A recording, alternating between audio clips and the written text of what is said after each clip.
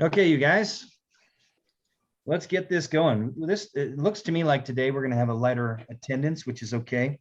Um, Obviously, this will be out on the internet here momentarily anyway. But I wanted to bring you guys in and just kind of talk in again. What we're doing is we're building on essentially the foundation of your standard marketing, how I would recommend that you put yourself together when it comes to this, and then essentially leveling it up. And over the course of the next numbers of months, what we'll be doing is we'll be talking about different strategies that you can employ. Okay. Maybe for the first couple of weeks, these are things that you may have heard before, or at least variations on things that you may have heard before if you've been part of the group and doing Renegade for any length of time. But I'm doing this just for recording purposes, and so that the content gets out there in a reasonable level. So if somebody wants to start from the beginning and kind of roll forward, they can do that, and it builds upon itself. So yesterday in our traditional marketing class here at PWM, we were talking about what we do on the third day of the week, which was essentially just going and getting everybody kind of databased, right? Getting everybody into your CRM program. So far this year, what we've talked about on a Renegade, we talked about essentially getting a plan together, finding some sort of organizational way that you want to move forward, and how you want to target the number of people that you need to speak to in order to take the right numbers of applications in order to lead to the income that you're trying to achieve. So we've got a kind of a foundational understanding of how this will work. And as when you guys are doing this on your own, and you guys are really getting to the point in time where you're going to do a business plan review or a quarterly review or any of that kind of thing, the beauty of this of these classes that you've taken is that you can go back and you can actually take a look at what do I need to focus on, what are the things I need to attend to, how do I set myself up structurally, right? But ultimately, you'll be able to do that in a day, maybe a couple of hours within a day, or maybe even less at some point in time, because once you get into the rhythm and the habit of doing this kind of stuff, it becomes so much easier. It doesn't take a month for you guys to figure out how much money you want to earn or how many people you need to see. You should be able to do that automatically, in a number of minutes, quite honestly, just by figuring out, this is my average loan amount. These are the number of people I need to talk to in order to take an application. That's my pull-through percentages, and there's my closing percentages. Okay, so if I want to close 4 loans, I need to speak to 40 people. Okay, and whatever the ratios are that work out for your particular behavior. And as you become more and more, in tune with doing these behaviors, what will happen is, you'll get to a point in time where time is limited, and there's only so much of you that you can spread around.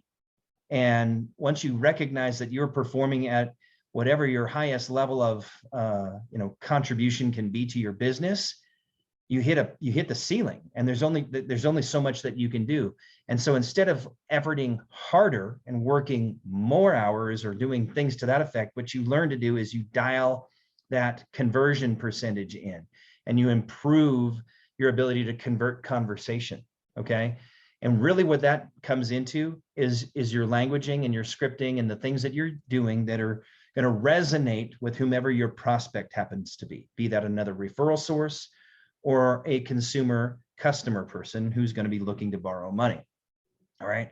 So today, what I want to talk to you about is we've essentially that kind of an idea, so that you can get the understanding of what needs to happen. Now that you've got your structure in place, what you're trying to achieve, essentially what your niche might be, and how do I have communication with these people now, assuming that they're in front of you, okay, and you're having dialogue with this person. Now, what do I need to do in order to convert this person from a prospect into an applicant that hopefully will become a closed loan?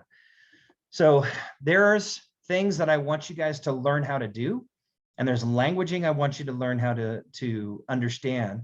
And that's going to be stuff that I can't necessarily give you the entire details of how to do this stuff, other than to recommend different fields of study. All right. If you aren't already reading some sales related books and or attending a sales related type of seminar, workshop, something to that effect, where you are learning specifically the trigger points on how to convert. Okay. I'm going to strongly recommend that you do. We've mentioned at PWM, and I've mentioned here at Renegade plenty of different times, when you really want to focus on X person or Y resource or things to that effect. What I'm going to talk to you about today are the ways that you can essentially lay a pathway out for you, be it if you're talking to a referral source or to a consumer, either way, and be able to elicit the best avenue forward for you to close that sale. Okay. And the way in which I'm going to talk to you about these things, I'm going to point you in different directions and such, but essentially what I'm following is the high trust interview. Okay. Now, depending upon to whom you listen, with regards to sales technique, you can find 1,000 different ideas. I mean, literally, there's like an unlimited number of ideas on how to lead a sales conversation. Okay. And ultimately, it's up to you to decide which one you want to utilize. And it really kind of has to match who you are. You know, I myself am more of a consultative type of salesperson. I want to elicit what it is that you're wanting, what it is that you're needing, what it is that you're trying to achieve, as opposed to a boiler room kind of salesperson who is just going to essentially make the decision that this is the item that is for you, and you know, essentially lead you down this pathway where this is what you need to understand. This is what's best for you, without necessarily understanding what it is that you're trying to accomplish with whatever your avenue is. The example I will give you is one that was given in the movie and or the book, or if you've ever listened to this person, from The Wolf of Wall Street. If any of you guys have ever watched that movie, you'll understand what I'm talking about when they say, the guy says to me, says, here, sell me this pen. Okay, sell me this pen. All right. And you may have heard something like that in the past, or if you've ever attended any kind of a sales conference. This is one of the things where, you know, they'll have a bunch of people come up on stage or whatever, and they'll give them a pen and say, okay, sell me the pen. And you'll hear a bunch of different folks talk about, well, the benefits of this pen, you know, it's got this little button at the end where you can like toggle it in and out, and it, you know, and they go through all this different stuff about the pen, about why it's such a good pen, right? Having never asked the consumer the question, what's important about a pen to you? What is it that you'd like to see? What's the value of the pen in relation to you? You know, because ultimately it's a writing instrument, right? I mean, there's ones that you can get for free. There's ones that you can pay a penny for or a dime for, like like one of the old Bic pens or something like that. And then you can go out and get a Mont Blanc and pay $100 for a pen. So what's the difference between one and the next? They all do the same thing. They functionally create the exact same outcome. Ink on paper. I mean, what's the big deal, right?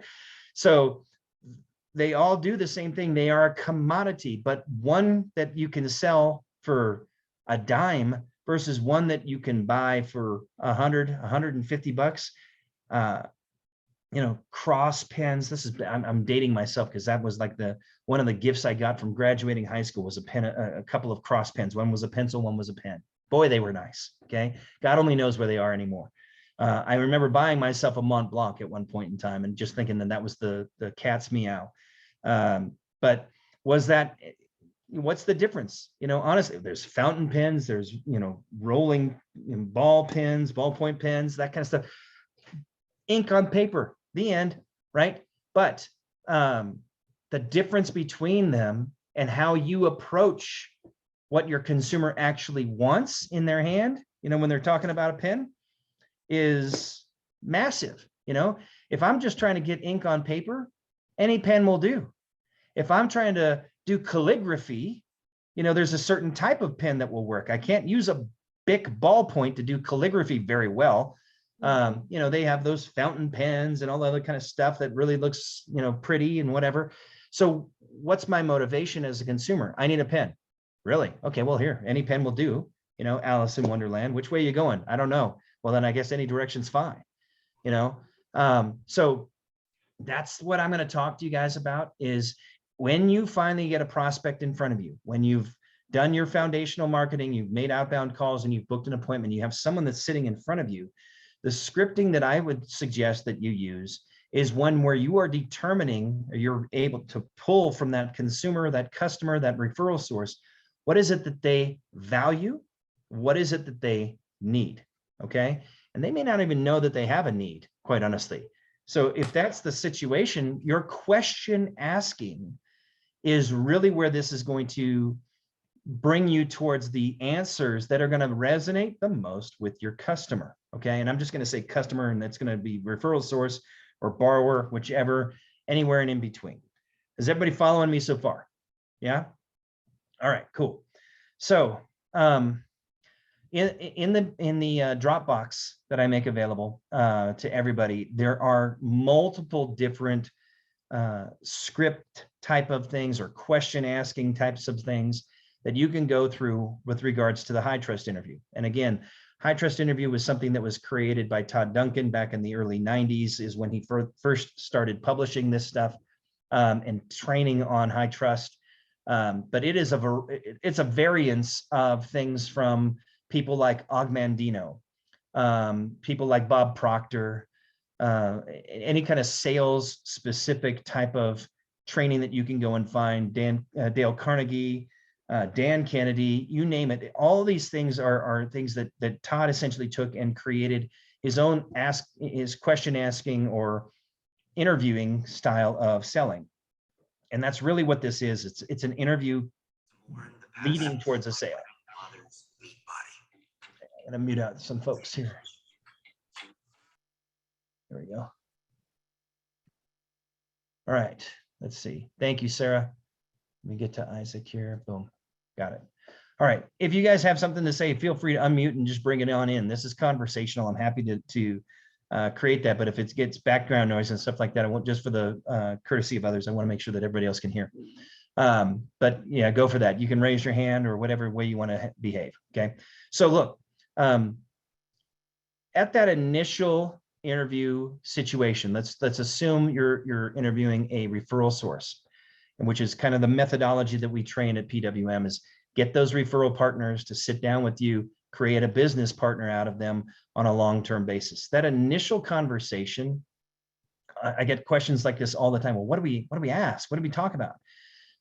What I'm trying to figure out is, first of all, I'm going to break the ice. I'm just going to have a general conversation. And then from that, I'm going to have other questions that are going to relate to that person based on the information that has been given me or that I've found on my own.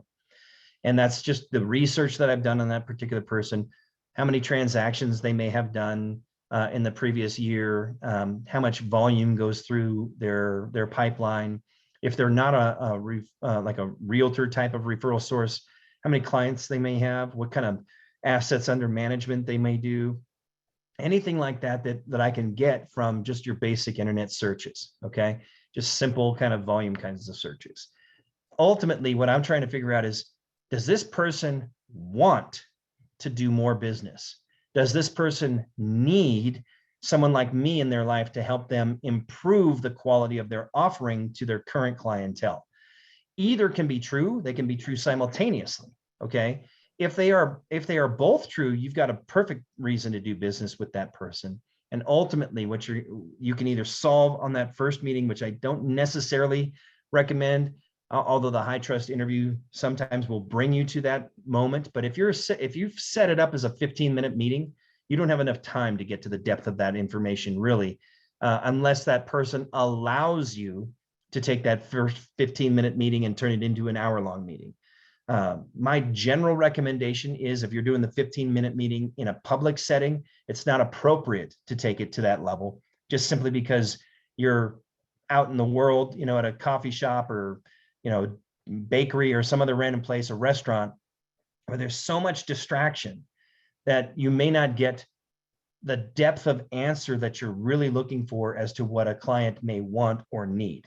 Okay, you may get stuck on the very top level, the the things that they're not heart level reasons. And what I'm looking for are heart level reasons. I want to know what's truly motivating this person. Why does somebody want such a thing? When you ask anybody for that matter, what's important about a home loan to you? Well, the rate. Okay. So in other words, if I stop there, then the only thing that really matters that I offer to this person is the lowest rate. Okay, right? I want a low rate. Well, why do you want a low rate? Well, because I don't want to be taken advantage of. Okay, well, what makes you think that a rate that is a little bit higher might be one that would be taking advantage of? Well, because it's higher than the other. Well, okay, is that the only reason? And yeah, kind of. Okay, so what in fact is important about that low rate to you? Just the fact that you think that you might be someone's taking advantage of you? Yeah. Okay, well, in a vacuum, that makes sense. But in our world, what Monica offers versus what Sky offers in terms of a solution may not be the same thing. And the rates may be somewhat different because Monica may choose one particular lender and their particular rate available today. And Sky may choose another just out of personal preference as a loan officer. I'd rather deal with X company over Y, and their rates are different. Well, why are their rates different? Well, they deliver to secondary differently. They have different margins, whatever. But this could be the exact same loan and the rate might be identical, but the cost that's associated with that rate may not be. And so in the process of that conversation, what I might say is to a customer is like, okay, so the lowest rate I can offer you would be X, but is that associated with the cost that is, delivering that particular rate? It may, well, the one that I'm offering you is, but it's my choice of what the cost is, not necessarily what the customer's is. So what's the lowest rate I can offer at whatever loan amount without, getting outside of QM is going to be something that's somewhere around 2, maybe 2.25 points cost, depending upon the loan size, before I hit my 3% threshold for QM. So I might offer a rate that has 2.5 points or somewhere in that neighborhood to get that rate lower. What you'll see a lot of now, and in fact, there's actually publications on even Facebook groups right now that you'll be able to find that are things where people are sending off a letter to someone that says effective interest rate. Well, the effective interest rate that someone is being offered versus the actual interest rate that's on the loan estimate or on the CD are nowhere near the same. And the difference is the assumptions that are being made and the sales pitch that is being offered by that particular loan officer. So what a consumer may read is like, oh, I'm getting an effective interest rate of 2.8. That's awesome. In comparison to what the standard offering right now might be was 3.6 or something similar to that. I'm just using these numbers as examples.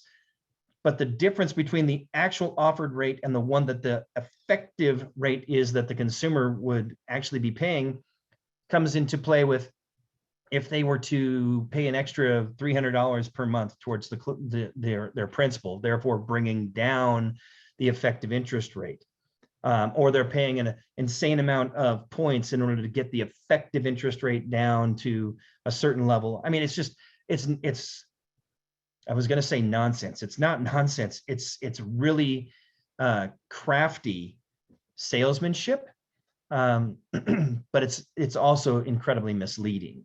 All right, it assumes things that are not necessarily predictable. It has to do with human behavior, and I'm done predicting what people are going to do or say anymore. It's ridiculous for us to even think about it.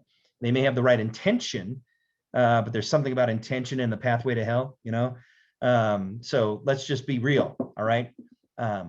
But you will encounter people that are going to pitch differently than you, and your consumer may or may not understand that. So it's really important, in my opinion, to make sure that they understand what it is that they are asking, that for which they are asking, which in fact may not be what is in their best interest, and it may not even align with what they actually are trying to achieve. They just have heard that over, however long they've been alive, that rate is the most important function of borrowing money. And it's not. It just simply is not. So I want you guys to be able to ask questions and then dig a little bit deeper because under that initial answer of, what are you trying to do? I want to get the lowest rate. Why? Because I don't want to get, I just want the best because I deserve it. Okay. Help me understand what getting that low rate really means to you in terms of an emotional point of view. You may have to lead someone to that degree. So why is that so unbelievably important? Because I can give you rates that range all over the board. And one that is the lowest may be the right answer for you, but it may also come with an incredible cost, which still may be the right answer. But at the same time, what I'm trying to understand is, what is it that's most important, and why is that so important to you? So the more and more that you dig with a particular prospect, and it could be just something as simple as, tell me more about that. Why is that so important? And you can ask that same question 3, 4, 5 times. And what you'll do is you'll get rid of all that surface level nonsense by asking that follow-up question. And I say nonsense because usually it's a defense mechanism. It's just someone trying to put in a you're a stranger kind of a temporary boundary, and I don't really want to share my most inner thoughts with you. I just met you. Okay, totally legit, right? Totally legit. All the more reason why, when I'm sitting with the person initially, I'm just approaching these things and I'm trying to compliment them, trying to bring that trust barrier down and increase the level of trust with someone as quickly as I possibly can, so that I can get real legitimate answers to the questions that I'm trying to ask, so that I can understand what's really motivating these people, what's really going forward, what's really important to them, not just on a transactional level, but on a long-term level. Okay. So the high trust interview really kind of explains how to do that. And it even offers a number of different questions that you can ask.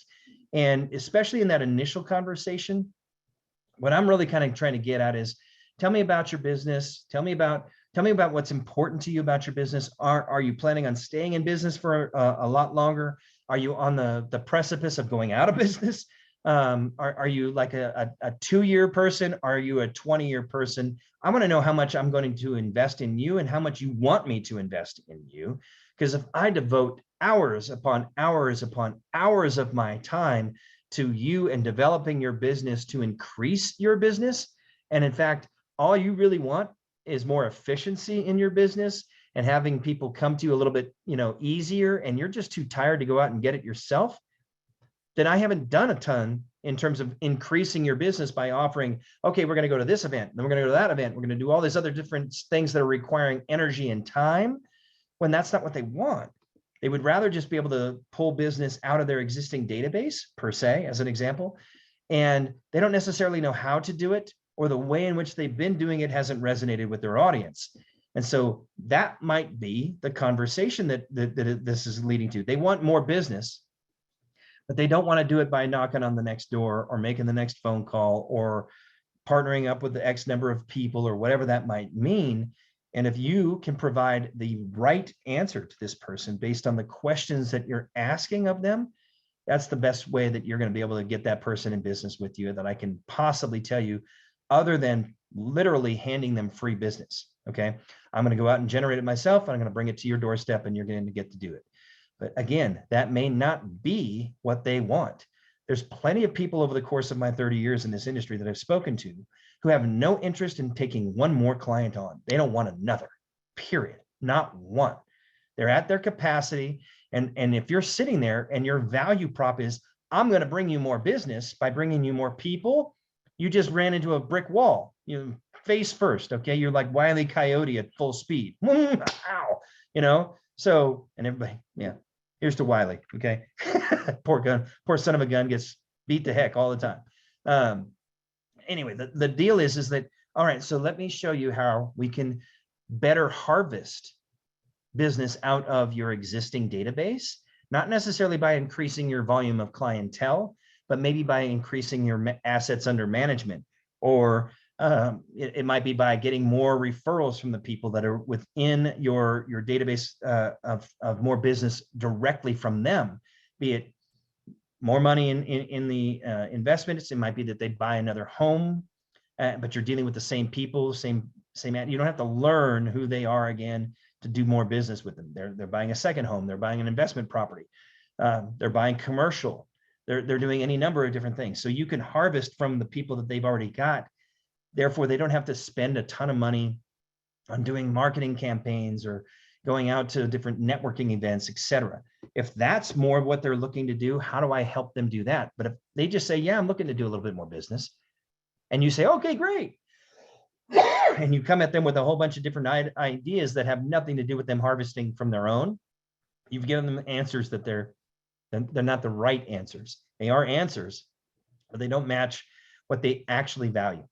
So the question, excuse me, I'm going to mute out for a second. I don't want to cough into the world. Doggone it, man.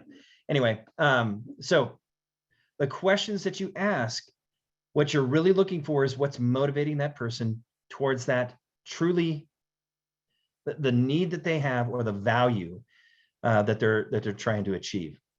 And it might be, honestly, they have the intellect, they have the desire, they have all the things necessary, but they haven't really executed on whatever it is that they actually value for any number of different reasons. It could be, I'm too dang busy. I've got so many irons in the fire. I've got X, Y, and Z to do. You know, I got sick. I took a vacation, you name it, any kind of numbers of excuses that you can possibly come up with, all of which are legit. But there's a motivation and there's a challenge that's in there somewhere. It's like, okay, so if it's such a high priority, why is it that you're not addressing it in the present? You know, what is it that, you know, is taking a more urgent priority than this? And why are you valuing those things more than the thing that you're telling me is your highest priority? Because if I can ascertain what that is, and it's just a matter of resources and manpower, well, we can partner in ways that we can address that so that we can focus on the priority and ultimately bring that forward. If it's a fear that you have about the direction that you want to go and how to execute that well and which is the right path, well, that's a totally different conversation, you know, as opposed to, you know, you're occupying your time with busy work because you're afraid that the answer that you've come up with in your head doesn't work. Well, there are resources that we can utilize, you guys, that will help determine whether or not the resource, the idea that they have in their head would or would not work. And these items are things that you can A/B test in a ethereal kind of an environment. In other words, you can A/B test a marketing idea with a group of people online. I don't know if you guys know that this resource exists or not, but you can do this without ever having to deploy the product. What do you think of this idea, guys? Does this look better or does that look better? What about the way that this color scheme is laid out on this flyer, guys? Does this look better or does this look better? And you put it out to this mass amount of folks, and the feedback comes back to you that these were the things that were better, they better resonated with an audience. And at least gives you a direction to go. Because if you're stuck on, if I should I use yellow in this flyer or is magenta better? I don't know, but you know, and I don't care, honestly, but maybe I should care. Because if my audience likes yellow better as opposed to magenta, and I'm giving them magenta and the yellow would have worked better, I would like the more results. So let's give it to them. You know, these are the kinds of things that when you get into nuance, that's where you end up. Excuse me.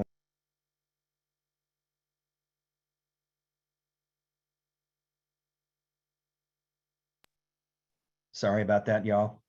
I have been getting over this stupid cough for 2 months. It's ridiculous. Anyhow, all right. So I want you guys to give me some feedback as to some of the questions that you might think of to ask when you're sitting in front of a prospect. Let's stay on the same line of I'm talking to a referral partner. That way we can stay consistent with this, and then we'll flip it to a consumer. So give me some ideas of some of the questions that are running through your head that you might ask a particular person and how you're going to dig deeper. Okay, so let's go with that. Anyone? One thing I've been trying to ask folks, if it feels right, is if they have goals set for 2022 and what those goals are. And then depending on what they tell me, I try to come up with, how would you feel about me helping you achieve this goal by utilizing X, X, or X? And that's been well received so far. So very good. That's been. I like it, Sky. So when they give you their goals, do you ask the question before you go to how can I help with why is that goal important to you? Do you interject that in between? I have not yet asked why. I think I just kind of assumed that the why is to grow. That's how they want to grow their business and make more money. Right. But I haven't really Logical. dug into the emotional why behind that. Not yet, but I will. Yeah, good. And honestly, the logical brain, that takes over and says, well, I mean, everybody just wants to make more money, right? And in reality, that may be true. I mean, if we want to paint with the most broad brush we possibly can, more money usually means, well, depends on who you ask. More money, more problem, right? But, I saw you, David. That's it, right? But the truth of the matter is that the idea that, or what we usually come up with, if I just had some more cash, I'd be able to do X, Y, or Z, right? Whatever that X, Y, or Z is. So I would entertain the idea if you get their goals and what it is that they are trying to achieve. Why is that a goal for you this year? Was that different than last year? Or is it simply that you're trying to increase your percentage of business in X or in Y, or you want to work more with one group of folks than another? I'm just going to suggest to you that you ask them that why, because the assumption that you're making is the same assumption that 1,000 other people are going to make. Right. And it's just about this. Okay. It's just about scratch, dead presidents, and that may be ultimately what it is, but it's what that money brings to them. Mm-hmm. What is it? Increase their level of freedom? Does it allow them to, hit a particular emotional goal? In other words, they get to pay for their child's education, and that's something that they've promised to do.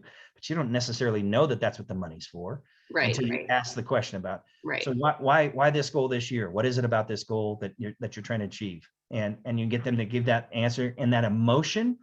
People buy on emotion. I mean, let's be serious. They buy on emotion, right? It's a proven fact. We can debate it until the cows come home, but that's what they're buying on.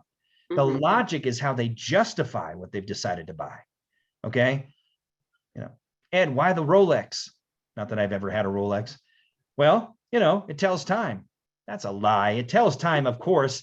Yeah. But it's what the Rolex looks like on your wrist and who it's attracting to you. And it's a status symbol. It's all these other different things. I could get a Timex, and it's going to tell time. Yeah. Back in the day, an old Swatch watch, they all tell time. Casio. I'm looking for something that actually, fills this particular void in my soul because I'm a heartless son of a gun and I just need the material things. Whatever the reasoning, it doesn't matter, but there's an emotion that's tied to the reason why that there's that goal. Okay.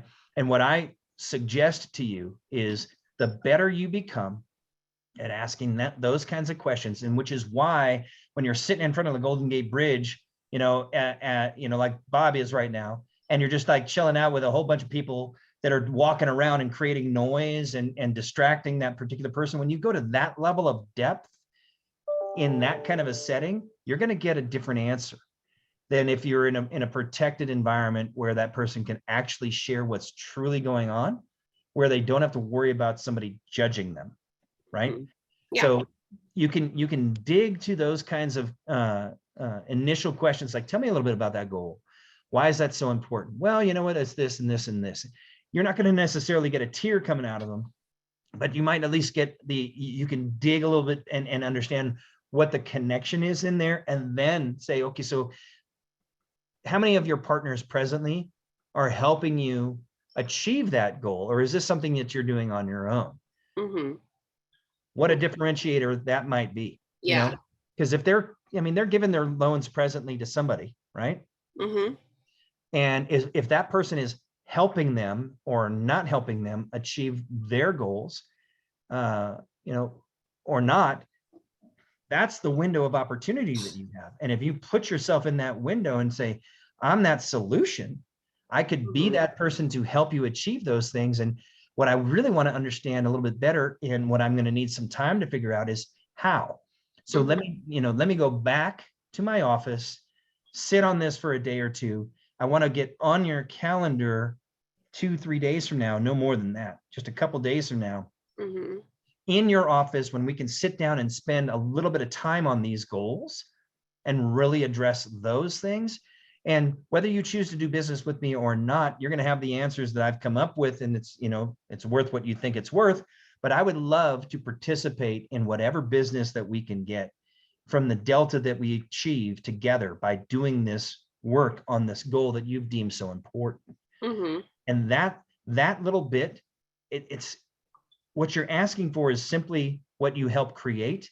What it will ultimately help create is a completely different relationship that person has with you in comparison with the relationship they have with their present referral partner. Right. Which could be somebody that did nothing more than swing by with a rate sheet, flop it on their desk at one point in time, took them to lunch, bought them a ticket to a professional sports game or whatever, and just entertained them. And they happen to be nice and fun and happy, which is all good. But the value that they bring may not be sufficient to what you're talking about. You're talking about improving their life, as opposed to just improving a situation. What's up, David? Go ahead, Sky. I was gonna say, it makes a lot of sense. And that's actually, the emotional selling was a cornerstone of my last career. So this is all stuff that I've done for years. I just haven't really rolled it into this new position yet. I was using more my logic and numbers, and because that's what we talk about, right? Right. What's most important? Rate. Yeah. I was a consultant before, so it should be easy for me to roll my consulting into this. And how much, seriously, how much more fulfillment do you get by doing that versus just being the numbers person? Oh, I loved it. But I only left because of the emotional toll it was taking. Okay. Because I was a canine behavior consultant, and that's very emotionally involved. And after a little while, after 15 years, it's like, okay, I need to step back. Yeah. But yeah, I think just changing my mindset when I'm walking into those questions and asking those questions, just tweaking that mindset just a little bit more into the emotional range, should come pretty easily, I think, for me at least. I think absolutely. And I think, quite honestly, it comes easier in 2020-esque than it did in 1990, right after the 80s and such like this. I don't want to say that we're more woke, because I don't want to sound so ridiculous. But the truth of the matter is that we've evolved, right? And the things that we valued in the 80s, while they still may have value, they aren't as prominent as they were at that point in time. And so just the character and the things, at least that I observe, things have changed a little bit in terms of what we actually value. And that's what I'm trying to resonate with, is that I think that folks, regardless of decade, they always want some kind of an emotional connection. We're human, okay? And what it has been lacking, in my opinion, in our industry, and continues to lack, is we pitch one particular thing, and all you got to do is turn on, regular television, if you actually still watch it, and the advertisements that you see when it comes to financing is always, what are they leading with? They're leading with rate. Heck, on your computer, all you see is rate. You don't see anything about this, because how do you sell an emotional connection between one human and another? Okay. Yeah. So it's kind of the default, right?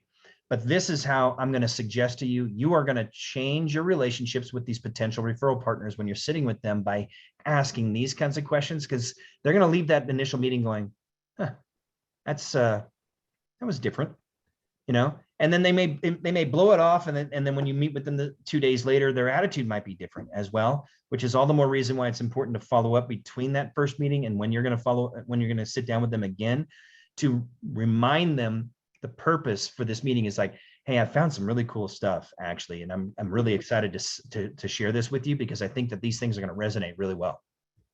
And that's going to be a whole lot different follow-up message than, hey, I can't wait to see you on Tuesday at 3 p.m. Yeah. Right? Because again, it becomes transactional versus the meat behind the transaction, the girth of what is really important in there. All right. Yeah. So I dig it. as long as you don't have to like rip your chest open and expose your heart to everything and end up in a puddle behind, curled up in the fetal position, let's not go there yet. Yeah, no. Right. We don't want to have that kind of a thing where, Yeah, what happened to Sky? Oh, she's medicated, There is no medication strong enough. Exactly. The drool dripping, the eyes rolling into the back of the head, all that fun. Yeah. Okay. What's up, David? Hit me, man. I think it's hilarious that that this is what you're talking about today. Because the reason I was late, I was having a meeting with a friend of mine that's here locally in South Carolina that's a realtor. And I wanted to say, hey, let's figure out, I need you to help me see how to get in with realtors. And that was a whole awesome conversation about her goals here, which obviously I can't originate a loan for her here, but it was a good conversation. But it also reminds me of a conversation I had just a couple of days ago with a friend of mine who's not in the mortgage industry. He's actually an attorney, a very successful attorney. But we were talking about his goals and what he wants to do. And he was talking about bringing on partners and changing the scope of what he does and all these different things. And I was asking him why. And we were just having the conversation that you just described. And it was just friend to friend interest on my part. I'm not an attorney. I can't hire attorneys for him. I can't help him build his business at all. It was just one buddy talking to another buddy.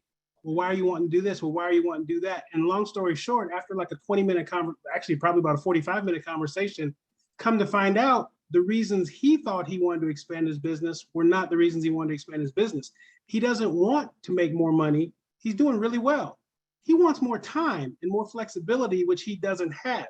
So he wants to bring on more people in hopes of gaining back his own time. Yep. And so by the time the conversation was over, his whole goal or his whole outlook on his goals has changed. And the approach that he wants to take to getting there is going a different direction. And I think that applies directly to what we do, because like you said, if we go in there, we may have the greatest rate in the world, we may have the perfect product in the world, whatever, but the person you're talking to, you have to take the time to figure out what is it they want out of this. Everybody goes into every conversation with WIFM in mind. What's in it for me? WIIFM. And that goes back to what you were saying with the emotional sales is, if you can tap into that piece, you're going to get a whole lot farther because you're already showing your interest. Yeah. So that's all I wanted to add, my 2 cents. That's worth at least 25 cents right there. Yeah. You know what? Because what I'm telling you all is this, and it's the analogy I will use is prior to me actually studying anything with Todd, and even after I had studied with Todd for a good decade or so, it took me just to get a little bit more mature, honestly, to finally understand what I needed to do in order to dig deep within myself and find out what I actually value, which is not something that most of us do. I mean, I've developed an entire rhythm around this now every single year where I spend a good portion of the month of December really kind of answering these questions that are just like, so what do I want next? What am I looking to achieve? And why is that important? And what is, and actually having those kinds of dialogues with yourself, most folks just don't do these kinds of things. And so when you sit down and you're talking with somebody who's successful, they got money in the bank, they got the toys that they want, they're wearing the clothes that they got, he's got the Rolex, dude is doing fine, right? But what he's actually valuing is a whole lot different than the initial pitch, right? Because if you come at that guy and you pitch him about money, it's like, what's a few extra billion, or whatever. To these kinds of folks, when they've achieved whatever it is that they want to achieve and they are happy in that level, more money doesn't necessarily bring more joy. It may actually bring more pressure and more responsibility. And what this guy's looking for is to get away from that and find the time, because that's ultimately the most valuable commodity, because when you spend it, it's gone. You cannot get it back. Ain't none of us know when that day is coming, hopefully. So if your time is more important, time with your children, time with your pet, time by yourself, time doing things that you truly enjoy, whatever those things are, if that's the value, and you come at that person and you pitch money or some other kind of a thing like that, the resonance is gone. You are in dissonance. And so I want you to be able to achieve resonance, and these questions and that dialogue is what helps you understand where you can resonate with someone, which is a style that was long, long ago when we're like, hey, this is the best pen in the whole wide world, and you need to buy this pen because what this pen will provide you is an incredible length of whatever, who cares, but that's the kind of stuff that we used to talk to people about selling. Hammer, hammer, hammer, and until they say yes, right? It's a war of attrition. Yuck. I don't want you to necessarily do that, and that's not the methodology that I'm talking about right now, obviously. And the high trust method is one where you're going to get more business from less numbers of people, and it's a different modality in selling than the method of I want 100 referral partners that might all give me one deal this year. Okay, well, great. I closed 100 deals from 100 strangers.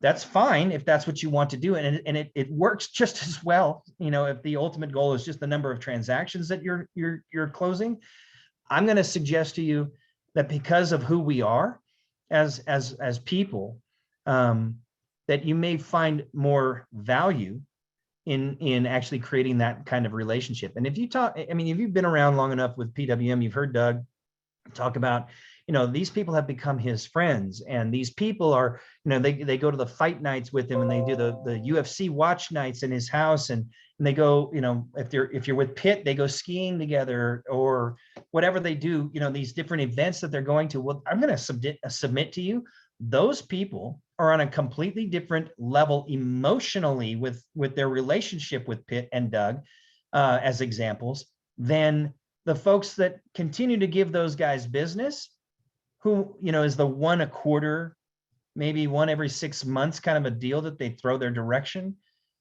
that they barely associate with.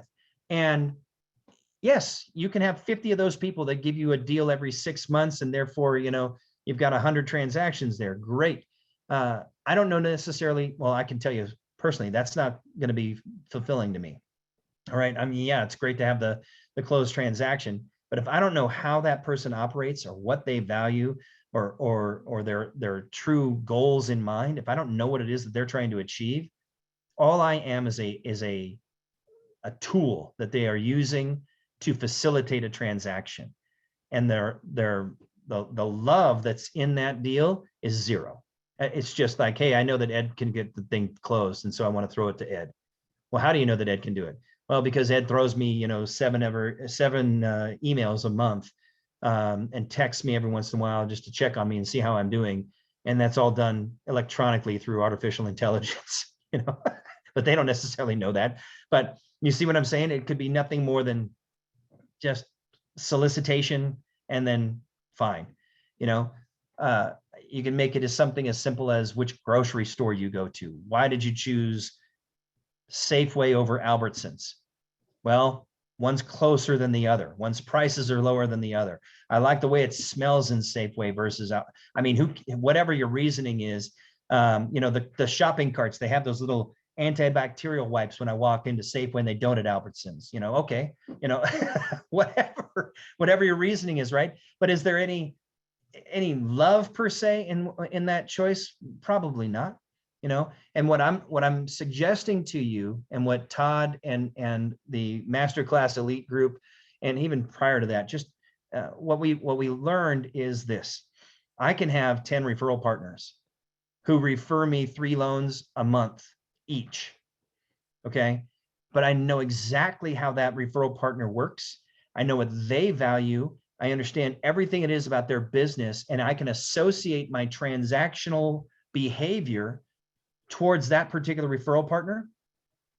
And in the meantime, I'm going to be interviewing the people that they refer to me. and they've already pre-sold me to the people that they're going to refer. And they've already set them up, like Ed's going to sit you down and he's going to ask you some questions about what's really important about this. And the difference between the way that Ed does business and pretty much everybody else that you do business with are these things. And you can't necessarily find these things online, when you're soliciting how to do a loan, or, hey, who's got the best rate. That doesn't necessarily matter. And I'm going to prove it to you. Sit down with Ed and have him show you what really matters, how this works. And then you become more of a consultant, and people are coming to you for that advice rather than coming to you for the best deal in the state. You see what I'm saying? You can never, ever, ever, and we will never be, although we are the closest to it, by the way, you can never be the cost leader 100% of the times. You can't. Okay, but I will tell you this, the broker channel is the one by far where you're going to be the least expensive option to a particular consumer, by far. The only people that come even remotely close to us when it comes to pricing are these massive call centers, okay? And that is the easiest contrary sale that you can have. I mean, it's not hard to sell against a call center, right? Hey, have you met that person? Oh, online I've met them. Really? Yeah. Where are they exactly? Oh, they're in Ohio. Wait a minute, aren't you in Florida? Uh-huh. Well, that's kind of a bit of a distance, you know what I'm saying? What kind of information do they have about the local real estate market? Well, what difference does that make? They got the lower rate. Really, I can pretty much match that rate. And I can tell you this much, if something goes sideways in your transaction, it's not worth them continuing to follow through. Whereas for me, it's going to be worth it. Why is that, Ed? Well, because they're getting paid $300 a deal. And you're one of 1,000 people that they're trying to close in the next 90 days. And if you fall out, well, they close 999, and big deal. It won't even, it's like a, fly, ain't nothing, right? Whereas I'm trying to help you achieve X, and for the difference in our pricing, which is minimal, if any, it's just not worth it. I don't believe it's a wise move, no matter how much better or what they're willing to give you or any of those types of things. It's a big risk when you're talking about investing in the most expensive thing that you more than likely have ever bought in your life, right? So that kind of stuff matters. This is why our industry will never become fully automated, ever. No one is going to spend $500,000 with a robot, okay? At least not in our lifetimes. And God forbid we ever get there. That would be like I'm waiting for Skynet to come down and just like wipe us all out at that point, okay? Because at that point we deserve it. I mean, my gosh. So if we ever become that way, God forbid, but it's not going to happen in any of our business lifetimes. I'm going to promise you that much. And anybody that's watching this recording 50 years from this date, if it has materialized, God forbid, anyway. So let's wrap this up. So the high trust interview and that methodology really is about eliciting the actual things that those consumers or those referral partners value. Exactly what David mentioned, Sky. It's exactly the same thing that you did. And you said canine, right? Canine behavior, right? Yep. Whoever knew that teaching folks how to connect with their dog was actually going to work in doing the same thing here with people buying a mortgage or getting a mortgage, right? But I love it, because the emotions are tight. Those things are awesome. So, but that's the truth of this, is like, if you can figure those things out and then deliver on them, how much easier is that sale? Because the question at the end of that is pretty doggone simple. If I'm able to help you achieve more of what it is that you're actually valuing, these things that we've identified that you value, if I can help you achieve these items, have I earned the right to do business with you? Yeah. Okay. So great. So let me pursue that. Bring some ideas and some options to you in a couple of days. Tell me when you're available on Monday morning. You got the weekend. What time on Monday works for you? Well, my Monday's kind of busy. I got this, that, and the other thing. Okay. Tuesday? Yeah, I think I can get you in on Tuesday. Now, okay, so I want you to behave like this meeting that we're going to have is like the difference between you achieving your goal and you actually exceeding your goal with less effort. So this is what we're talking about. I'm going to bring some really solid ideas to this. I just need a couple of days to work on them a little bit. And I'm going to devote my weekend to doing such a thing. Is that cool? Yeah. Okay. So I'll follow up with you Tuesday at what time? 3 p.m. Great. Book an hour. I want it to be in your office or in the conference room in your office where you can actually close the door and be uninterrupted for that 60 minutes of time. You cool? Yeah. All right. I'll bring your coffee that you like. I'll bring a Jamba. I'll bring whatever, hey, good looking dog there. Anyway, and you show up. Tiny little dog. Exactly, right? So puny. He's been, tickling my toes underneath me here. Little son of a gun needs to go outside. But the point is that you show up and you're ready. You've got a power bar for them or something like that, just to keep them from being hungry right now. Okay, so here's some snacks, here's the water, here's the coffee. We're ready. Let's talk about this. And then you follow through. And you do not let too much time go without you sending out some sort of a reminder as to why this is so important and what difference it could potentially make in their business or in their life. You're gonna resonate with that person. They'll be less likely to flake on you. They'll still flake, but they'll be less likely to flake. And then you get the opportunity to deliver. And then as long as that person has the capacity to follow through and do these types of things, which is where the accountability training that we offer is so doggone important, because it teaches you how to hold someone else accountable. You know what I'm saying? If you can marry all these different things that we run simultaneously in our company here together, so that you get an idea as to how to create these kinds of relationship, man, you're pulling everything forward. And you're going to be going from 1 to 2 deals a month to 8 to 12 deals a month, and then ultimately scaling up from there, if that's what you want to do. I myself don't ever want to do more than 10 to 12 deals a month ever again. Okay. I'm on the opposite side of my interest in doing something like that. In fact, I would love to be able to get to the point in time where I'm only doing 3 or 4 deals a month. So I'm trying to bring my volume down as opposed to increase it. So if you come at me about bringing me more volume, I'm going to be like, ew, right? But that's, how would you know unless I actually shared that information with you, right? The obvious answer is, well, you're in business. More business is better. Not necessarily, to David's very point. All right. Okay, guys. Anybody need anything? Anybody good? We're all good. All right. It's great to see you all. You enjoy your weekend, and I will look forward to seeing you guys next week. All right. Thanks, Ed. Bye, everybody. You got it. Thank Take care. you. Ed, Bye. bye. Everybody have a good weekend.